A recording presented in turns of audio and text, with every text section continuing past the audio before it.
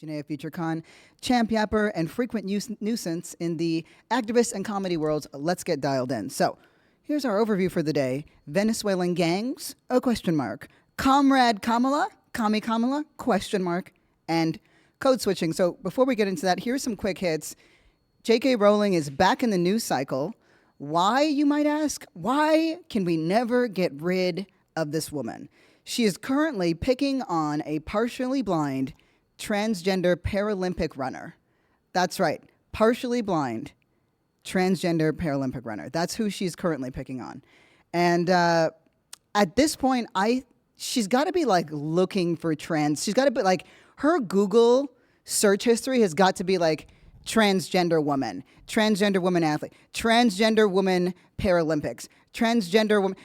Like, I don't want to know what her porn search history is, because at this rate, this obsession is beyond weird. It's beyond obsessive. Like, I want to be clear about something. This partially blind transgender runner didn't even make the finals in her 200 or 400 meters run. Like, she didn't make it. She didn't make it past it's like J.K. Rowling is self-owning. And at this point, I'm like, you are the only one who's interested in like policing women's bodies to this extent, like all in the name of safety. She's actually starting to sound like the most misogynist of men in terms of how far she's gone to police people's bodies. At this point, J.K. Rowling wouldn't pass her own test. Because, like, bitch, you are built like a porch. Do you know what I mean? Like, you're just all like wood and hard angles. Like, I really need you to get it together. I'm not here for any like judgments. I think bodies are bodies. They're all just wobbly bits that we're out here trying to keep control of, a little tuck here, a little nip, whatever, bodies are bodies. Very embarrassing, because being alive is embarrassing. But somehow J.K. Rowling just is so obsessed with trans people, trans women in particular. And like, I can't even wrap my head around what she does with her days. I'm like, you have too much money and too little time. Why don't you go write some mid-series? Although I'm not going to lie, it slapped at the time. It's garbage now. Anyway, what about the ceasefire? Where are we with that? Is Netanyahu moving? I found out precisely what he's using to justify delaying the ceasefire talks. As people continue to protest in Israel and around here, United States, around the world, as the UK says, we're going to pull back some of these arms, to which Netanyahu says, you should be ashamed of yourself. Hilarious coming from that guy. Can you imagine Netanyahu and J.K. Rowling in a room? Just the most awful. That would be the most awful hangout in the world. Anyway, his excuse, he's talking about, and he's literally fighting against his own cabinet for a narrow strip of scrubland, right? Just scrubland and sand dunes on the Gaza side of the border with Egypt, right? And he's using this as a major obstacle. He's saying that he wants to maintain control over this, what's called the Philadelphia corridor, to prevent Hamas from replenishing its arsenal through its network of tunnels, etc. And he's saying that it's necessary to ensure the group can never again launch an attack on Israel like the one on October 7th, right? The problem is his own defense minister, which we know he's been having mad back and forth with. They are not in agreement on this.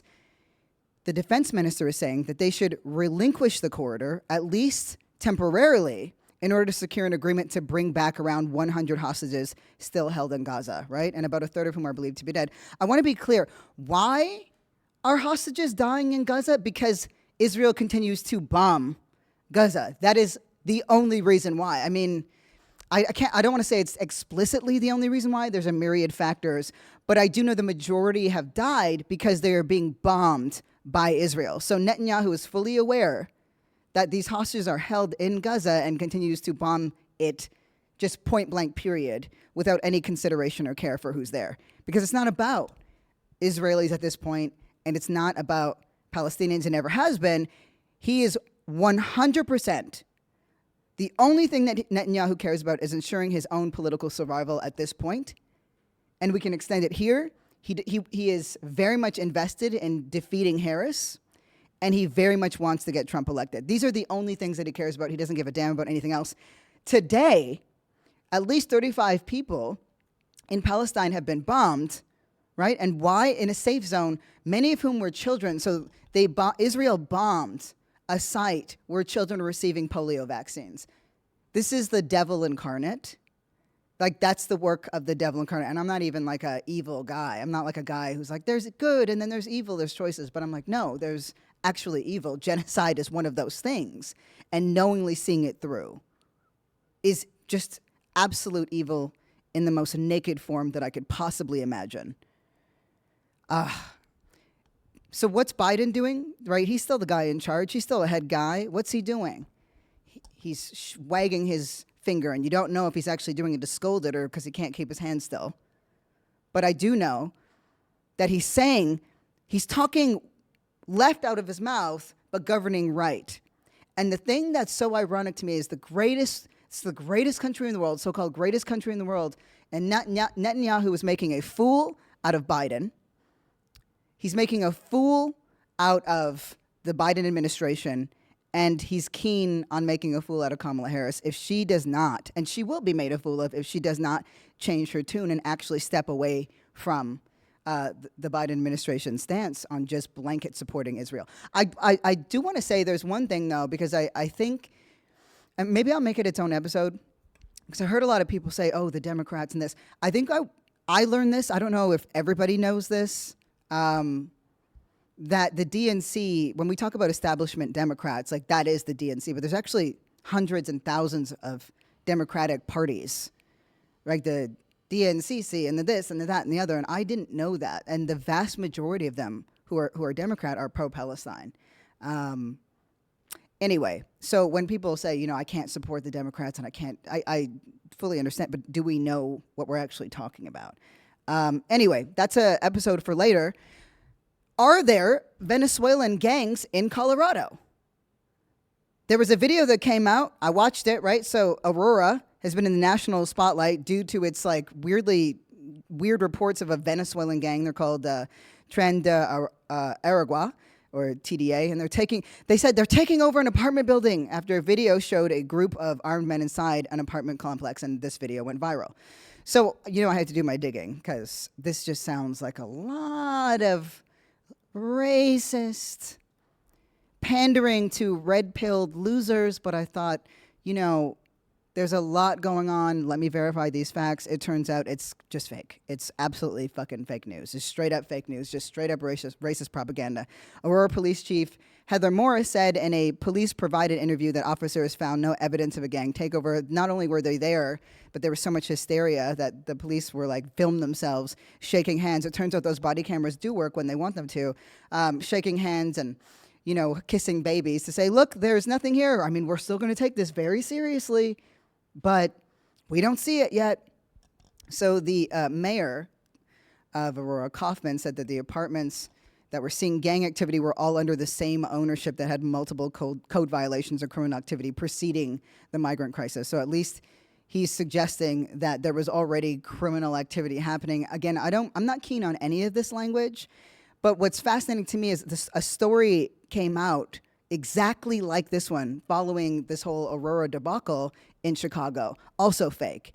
And they said the same thing. It's a Venezuelan gang. So this is obviously bots, red-pilled losers, Musk, all them pushing this propaganda campaign to get us to foster more hate towards immigrants and towards migrants. And Venezuela is ideal because there has been so much displacement. And so many Venezuelans are seeking a refugee status at this moment, many of whom are at the border because of how America has impacted foreign policy or has enforced its foreign policy across South America. And Venezuela has been deeply impacted. We know that they're currently in this huge fight for control over power because an election has been stolen there. See our previous episodes to get more on that if you have no idea what I'm talking about. But anyway, activists in Denver, right, looked at this national attention and said, this could really harm immigrants who are not associated with the gang. And again, how big the gang is in that region is not confirmed. It's all nonsense. Nate Casa, a community organizer for the East Colfax Community Collective, said that the headlines were making life more challenging for the vast majority of immigrants who recently came to Colorado and have nothing to do with TDA. He says, this screams racist to me. It screams to me that it's capitalizing on a political opportunity to push hate against immigrants. Yes. So it's fake in Colorado, it's fake in Chicago, and it's honestly just racist propaganda. So I'm there sleuthing the news as I do, and I come across a clip from the latest press conference, right? So the video was a clip of Peter Doocy, dumb Doocy. Peter Doocy, a senior White House correspondent for Fox News. So that's who he is. And he's asking KJP, right, the press secretary currently in the White House, since when does the VP have what sounds like a southern accent? And I was like, what is he talking about? What? So she fires back with, do you think that Americans care about that right now? So I had to go look at what he was talking about. And yeah, Kamala Harris, two speeches were, put side by side. Kamala Harris talking to black folks at one rally, Kamala Harris talking to primarily white folks in another. And it occurred to me in the hullabaloo, forget the racist nonsense for a second. I'm like, do white people not know what code switching is? Because it's like okay, you do it. It's not code switching in its literal term, but think about how you talk on an email. Nobody says per my last email, right?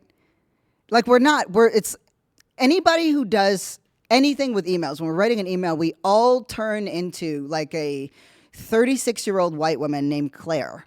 You know what I mean? Like in our tone, where it's like per my last name. It's slightly passive aggressive, but never crosses a line.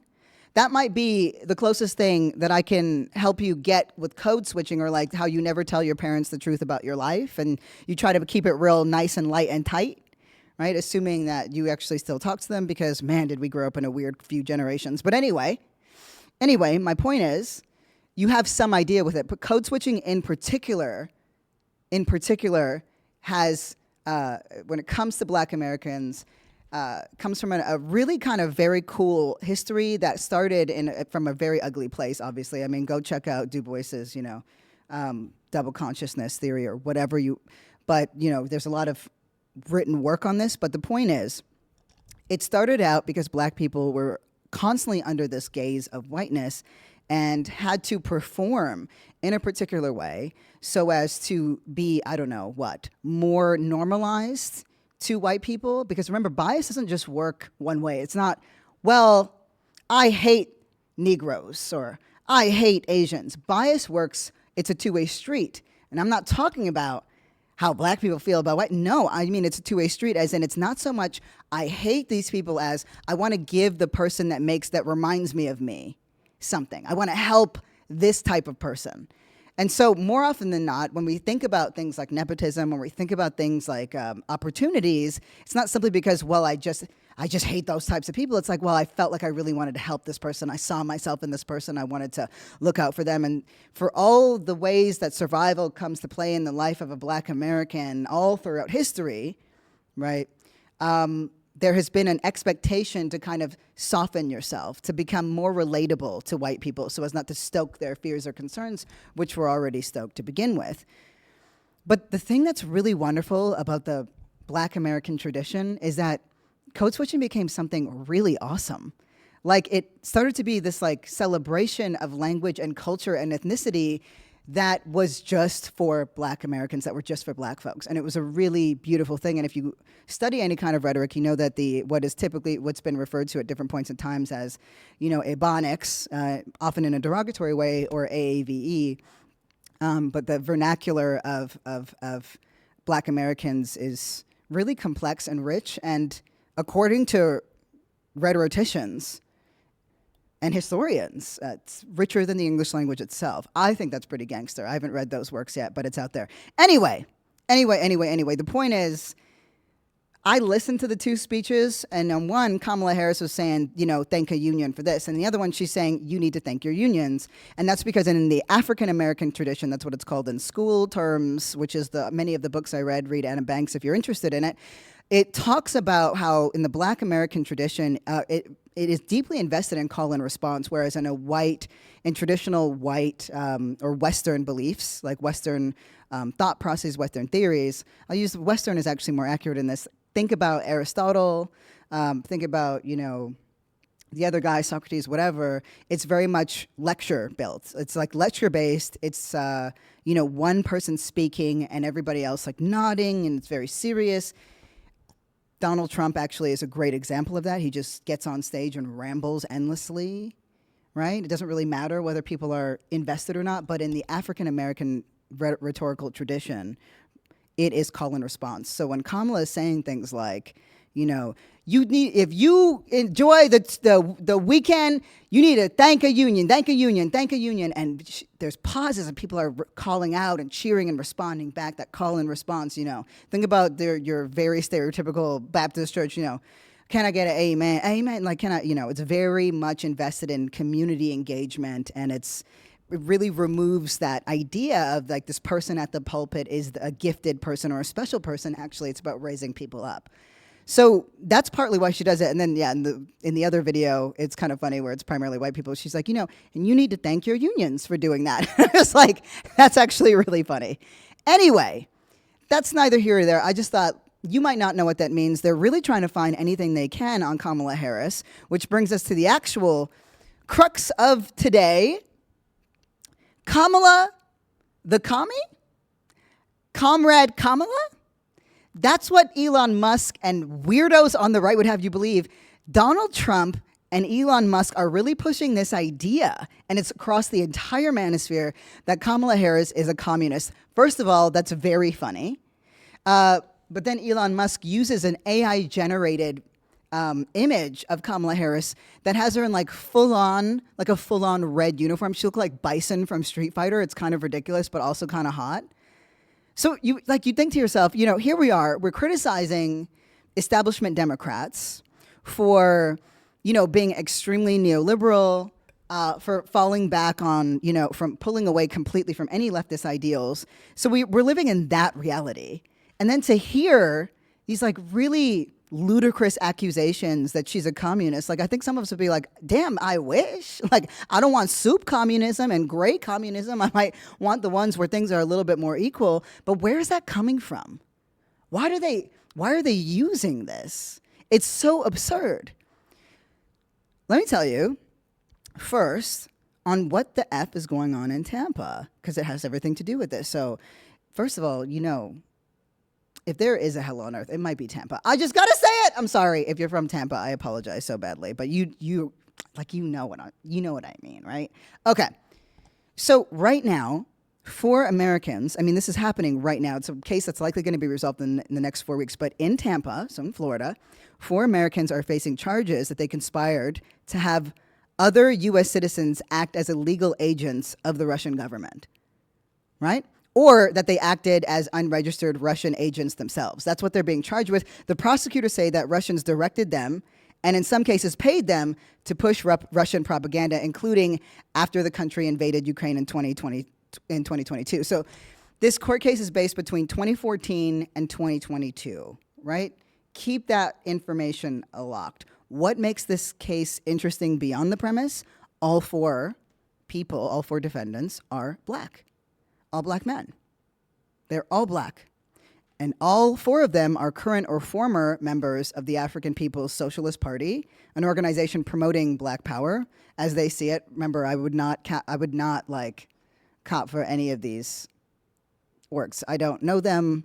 I don't know who's in them. I don't care for them very much, but I do know where they come from, and I do know where they claim to have their ideals. These are many entities that honestly would be at odds with a movement like Black Lives Matter in its heyday, because it comes from a lot of old guard nonsense, but that's neither here nor there. I could talk about that. That's an episode in of itself. But the point is, it's the African People's Socialist Party, right?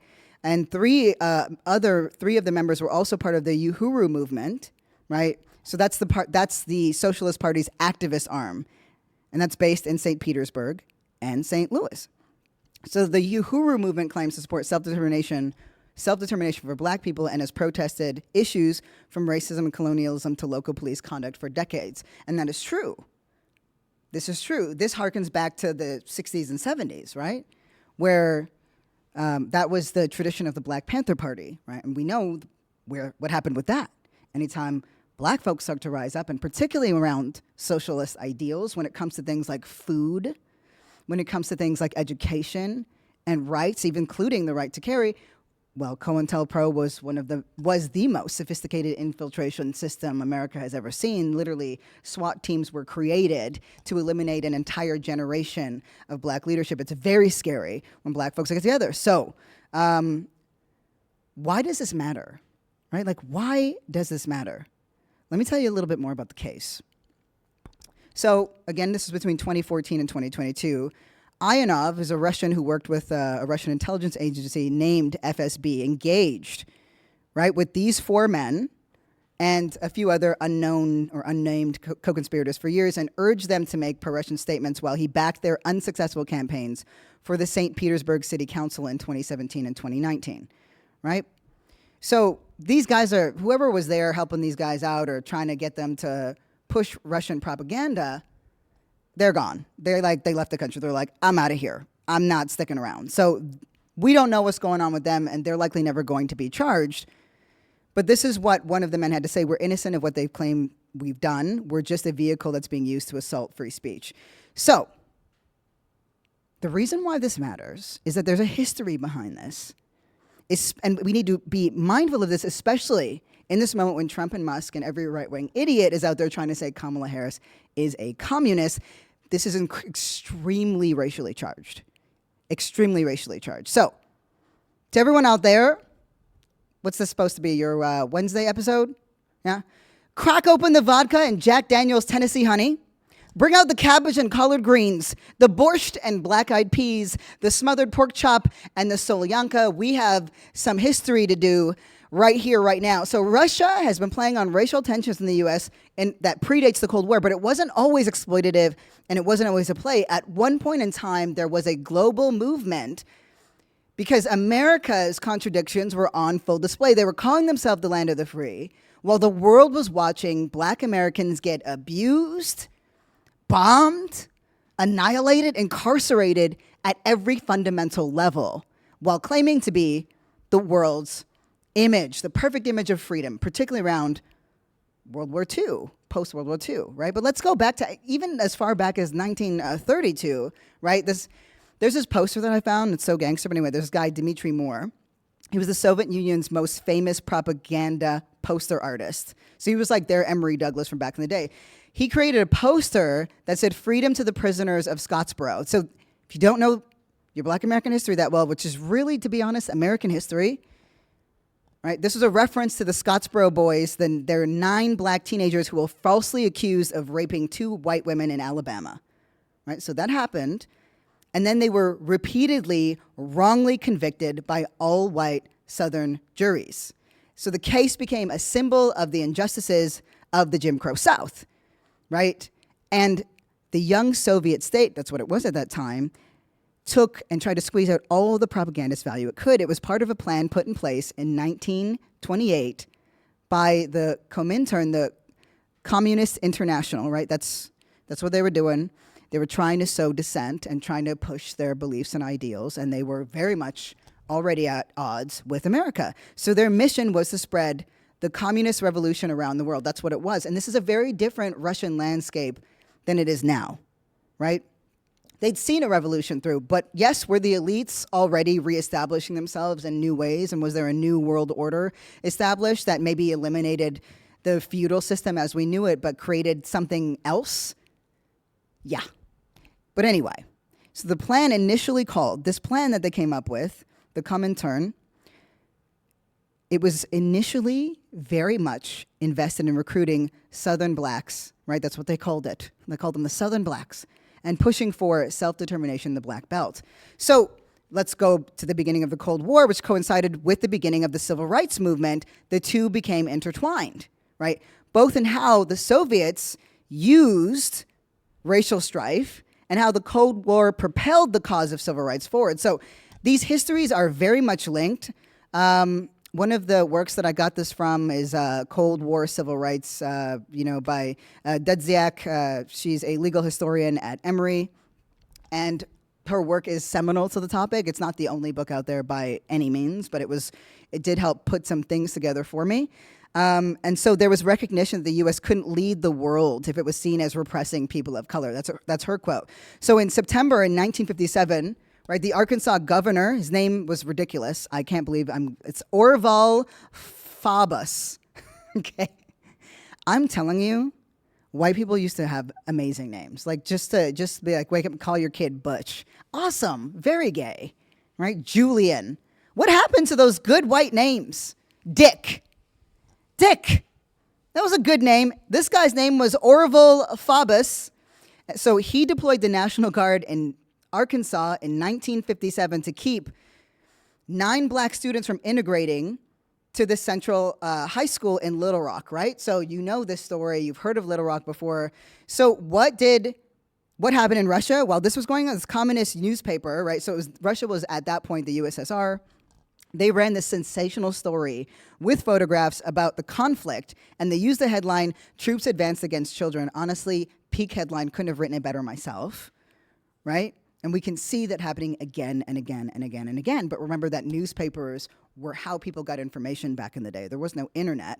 It was all through journalists and newspapers, and these things would be spread.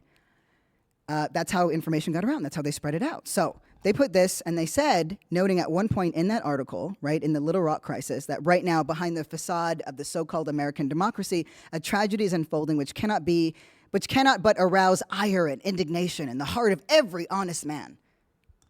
Honestly, pretty gangster. Couldn't have written it better myself. So the standoff was covered by newspapers around the world. Again, black students were not allowed to integrate, right? And so it noted, in every article around the world, it noted the discrepancy between the values that America claimed to have and said they wanted to spread around the world, but they weren't implementing those same values at home. So that global criticism ultimately worked in our favor. So post-World War II, the United States tried to convince all these countries to join it by taking up democracy and liberal values. So the U.S. government began to compete directly with the Soviets in parts of the world, because they had images. Out of America, you had white cops turning fire hoses and attack dogs on black protesters, and that pissed people off around the world. So they were like, oh, we better figure out what to do, especially because, and this is key to this moment in time, you're thinking about the Pan-African global struggle, right? A lot of African nations and countries were declaring independence from its white colonial rulers. So the 60s were a time of massive revolt, and we were approaching that. So thanks to that moment, right, it's a time that it's like one of these stories that are attached to the bigger story, at least if you're in America, which is, man, this was during the civil rights era, and this was that. But the global struggle was actually key to seeing through those civil rights wins, right? American presidents were not in the 50s and 60s. They might have sat down with MLK, but they weren't. That wasn't part of their main agenda. One of the reasons why those presidents met with those various civil rights leaders, and the reason why they pushed through those various civil rights victories had so much to do, like I'm talking about the Civil Rights Act and the Voting Rights Act, had so much to do with America being like, oh shit, the Soviets are literally beating us in terms of how they're spreading this propaganda. We really aren't living up to these values. We should do something. So to take this theme and to take away the momentum of the Soviets, right, they decided to implement those changes so that they couldn't be called hypocrites. Do you get what I'm saying? Isn't that wild? Isn't that wild? Because at the time, Americans couldn't stop blaming the Russians for what was going on, but it forced America to, in part, look at itself, and we know that that's not something it's inclined to do. That's what global pressure could do at that point. So now we fast forward to now, you can look at this, obviously, when you look at Russia, you know that the massive gap between the privileged elite and everybody else, right, showed that communist ideal of social equality was hardly more than an empty slogan, like many things across the left at this moment, not because they don't matter, the ideals aren't there, but because the power is not. This is the point. Pain is a very exploitative thing, and it can use identity, it can use history, it can use nations. And so there's two ways to look at this. Black folks, black liberationists, have had a long history with socialist nations across the world when they were fighting for rights for black people and liberation for African nations and African peoples. And at the same time, oftentimes when we talked about how identity can be weaponized, Black identity was weaponized against America. And so there are times where it works to the benefit of black folks and worked to it, but it was more like collateral than the intention.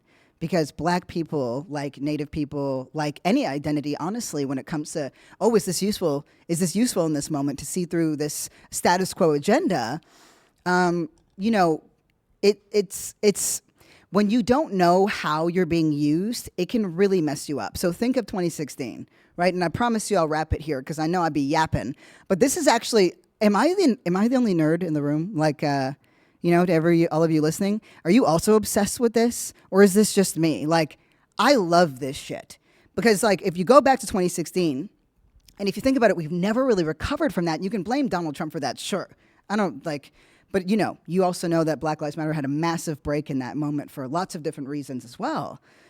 But we were played against each other, and we've never fully recovered from that. And a big reason for why that happened, it's not the only reason. My God, we know racism exists and has existed in America since it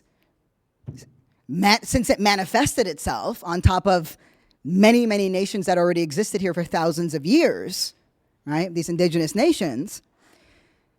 We've never recovered because we are constantly being used against each other. Right? It's the axe cutting down the tree so that we're never looking up at the status quo. So if you go back to 2016, and I think I may have told you that I got weird ads at that time that were very much geared towards training me to hate white people. Really, really deeply invested in making me hate white people. I mean, the ads, if I didn't know to do my due diligence, right, and search those stories, did a lynching literally just happen in Mississippi a day ago? Is that a real story? But because of my identity markers on Facebook, I was seen as somebody who could be easily targeted to hate white people, right? So unfortunately for them, you guys already got under my skin. Huh? Pun intended. Pun intended. I loved too many white folks at that time. Sorry, you guys. But anyway, if you look at the actual data that came out of that time, Petersburg-based, there's a St. Petersburg-based propaganda group. It's almost called colloquially a troll factory, right? The Internet Research Agency. They used social media and Google, and they put out stupid propaganda, and the whole point of that was to deepen political and racial tensions in the United States. So in an interview on their own network, so this is on Russian TV, on the network TV Rain, right? They told the world that they used their tweets, and they were directed to focus their commentary on socially divisive issues like race and guns, right? So some of these ads were targeted in Ferguson and Baltimore, which were rocked by protests after police killings at that time, right, for unarmed black men. Or another would show a black woman firing a rifle. It didn't matter if it was real or not. Other ads played on fears of illegal immigrants and Muslims. And of course, there are many ads designed around Black Lives Matter. So there's a rich history there. So but we are being played, is my point. We're being played. So when you hear Elon Musk and when you see Donald Trump talk about Kamala the commie, it is a way of calling her un-American. It's a way of exploiting her non-whiteness, right, to try to use it against her because they can't find anything on her. So they're trying anything and everything. They're throwing paint at the wall. I mean, God, socialism does exist in America. For the record, it exists for the rich. And to be clear, labor rights, civil rights, voting rights, education, those are the things that we actually fought for that are being eroded as we speak, because those were the things that brought us together. Every effort is made at keeping us apart. Every effort is made at keeping us apart. I simply refuse to play that fucking game. So what about these 4 men? What's going to happen to them? The maximum penalty that they could face is 10 years in prison for failing to register as a foreign agent. I'm like, you can register as a foreign agent? Like, where would you do that? What would you say? You'd be like, hello, I am here. I am a black, and I love Russia, and I'm here to disrupt American politics at every turn, and I'm getting paid to do so. Like, where's the office for that? What are they talking about? So anyway, could be facing up 10 years and 5 years for the charge of conspiring to have others act as Russian agents. I'll just tell you this. I'm paying attention. I'm going to be looking at how this plays out, but these men were preyed upon, 100%. They were preyed upon.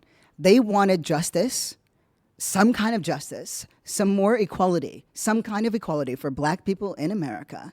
And their desire for that, right? The pain that they experience and feel around that made them highly exploitable to Russians who don't give a damn about black people or black justice, but wanted to use their identity as a weapon to stab at American quote unquote democracy, right? So did it seem like I was wearing a tin hat? I can take it off now. Have I been wearing it? But do you get what I'm saying?